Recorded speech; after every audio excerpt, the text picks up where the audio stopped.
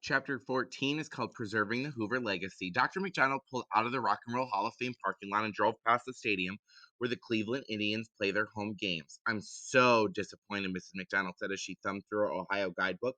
What's wrong, honey? The Goodyear World of Rubber Museum is closed, she said sadly. It would have been perfect for Amazing but True. What a shame, Dr. McDonald said, rolling his eyes. I'm so sorry. On the inside, he was cheering. The last thing he wanted to do was visit a museum devoted to rubber. This would be one less ridiculous tourist attraction that he would have to endure. But I was thinking that we could visit the Goodyear Air Dock, Mrs. McDonald said. It's in Akron, less than an hour south of here. Air Dock? What's that? Dr. McDonald asked suspiciously. It's a place where they used to build Goodyear blimps, she told him. It's 22 stories high and four football fields could fit inside at the same time. It says here it's the largest building in the world that doesn't have interior supports. It's so big that sometimes it even rains inside. Wow, Dr. McDonald said. He turned around to see the twins' reaction. They just stared back, expressionless. What do you think, kids? He asked. Would it be fun to visit the largest building in the world? Whatever. The twins weren't listening.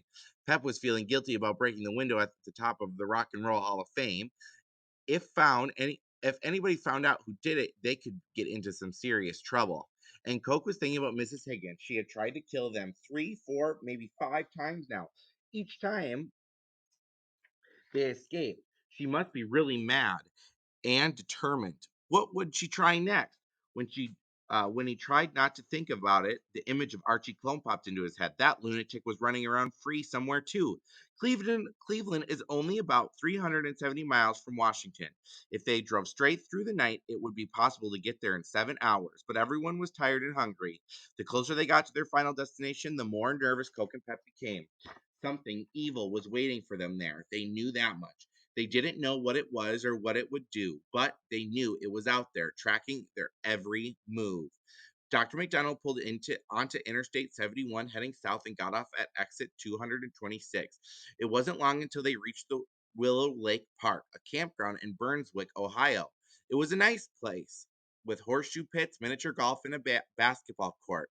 The family worked together to make a quick dinner, did a dump of the RV septic tank, threw a few horseshoes, and called it a day. I have an announcement to make, Dr. McDonald said over breakfast the next morning. I've been thinking about this for a long time, and I've decided on this subject for my next book. What is it, dear? Asked Mrs. McDonald as she leafed through her Ohio guidebook. I'm going to write a biography, Dr. McDonald replied, of Herbert Hoover. You should write about one of the more famous presidents, Dad Coke said, like Washington or Lincoln or Kennedy. That would sell lots more books. Yeah, why him? Dad asked Pep. Wasn't Hoover the president who got us into the Depression? You see, that's all anyone knows about Hoover, Dr. McDonald said, but he was a fascinating man. Did you know that he never took any money for being president of the United States? He donated his salary to charity. Is that so? Asked Mrs. McDonald, looking at firmer book. I'll bet you didn't know that President Hoover spoke Chinese, Dr. McDonald continued, and his vice president, Charles Curtis, was part Native American. I actually knew that, Koch said.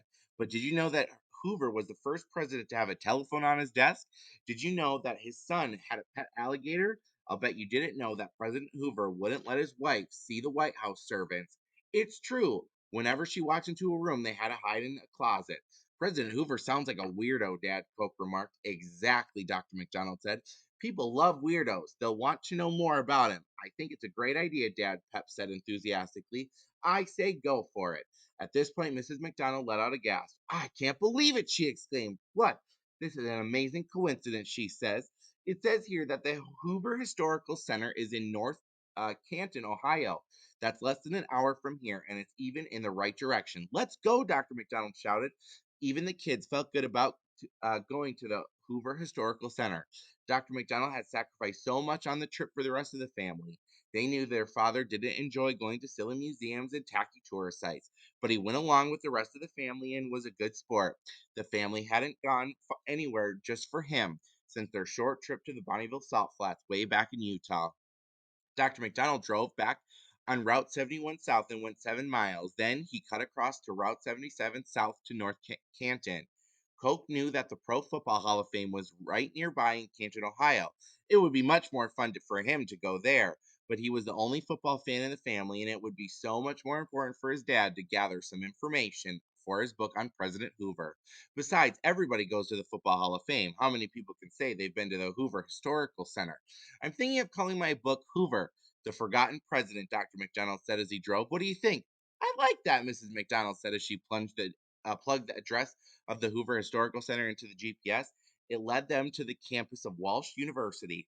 You have reached your destination, the voice said on the GPS announced. The RV rolled in front of an old white farmhouse with red, white, and blue bunting over the porch and an American flag on the front lawn.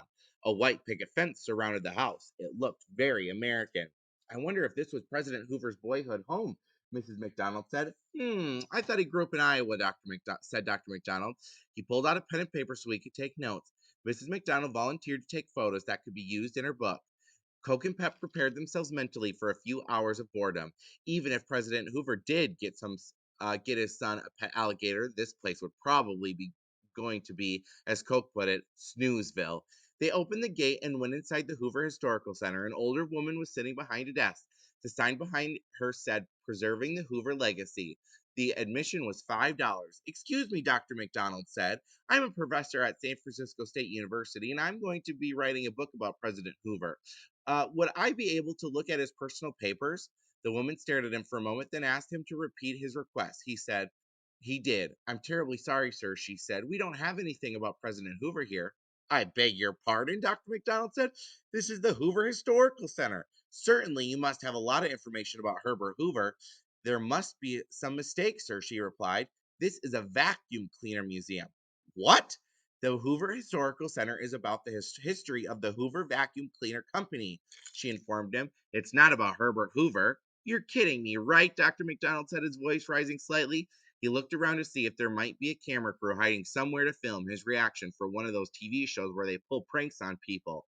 The Hoover Historical Center is the boyhood home of William H. Hoover, she informed him. It's about vacuum cleaners.